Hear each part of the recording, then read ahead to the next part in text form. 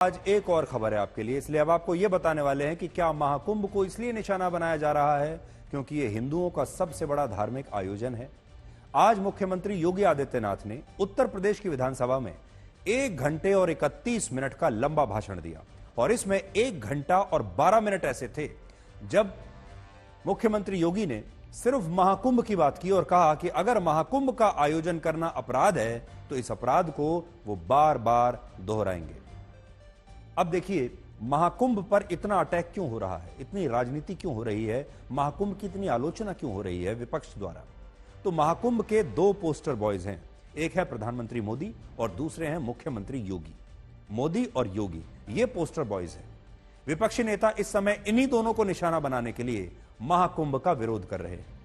BJP के सारे मुख्यमंत्रियों में योगी आदित्यनाथ देश के इकलौते ऐसे नेता हैं जिनकी एक तेजी से राष्ट्रीय पहचान बन रही है और इसीलिए बीजेपी देश के हर कोने में उनसे प्रचार करवाती है। और यही कारण है कि योगी आदित्यनाथ पर सिर्फ उत्तर प्रदेश के विपक्षी नेता अखिलेश यादव ही नहीं बल्कि पश्चिम बंगाल की मुख्यमंत्री ममता बनर्जी भी अटैक करती हैं, बिहार से लालू यादव भी हमला बोलते हैं, कर्नाटक के उप मुख्यमंत्री डीके शिवकुमार और कांग्रेस अध्यक्ष मल्लिकार्जुन खड़गे समेत विपक्ष के लगभग सभी बड़े नेता, चाहे वो किसी भी राज्य के हों, किसी भी पार्टी के हों, वो योगी पर लगातार हमला करते हैं। इससे यह पता चलता है कि अब योगी आदित्यनाथ धीरे धीरे एक राष्ट्रीय नेता बन रहे हैं और बीजेपी में भी उनका कद काफी बड़ा हो चुका है और इस बात को विपक्ष के नेता भी जानते हैं, देख रहे हैं।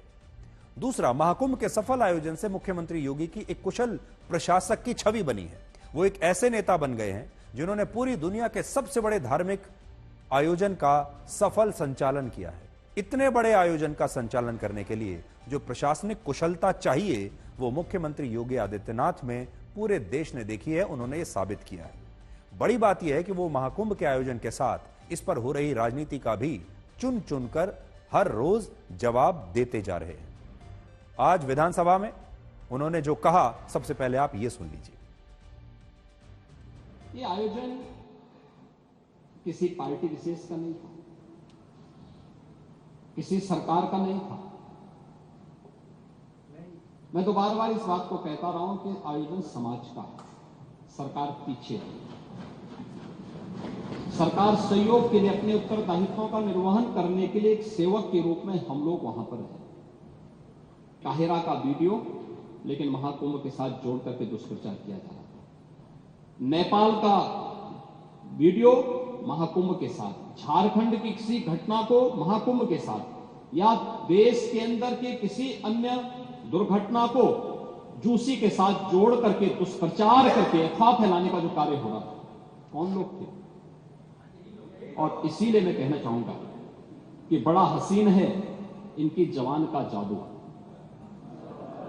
लगा के आग बहारों की बात करते हैं। जिन्होंने रात में चुन चुन के बस्तियों को लूटा, वही नसीबों के मारों की बात करते हैं।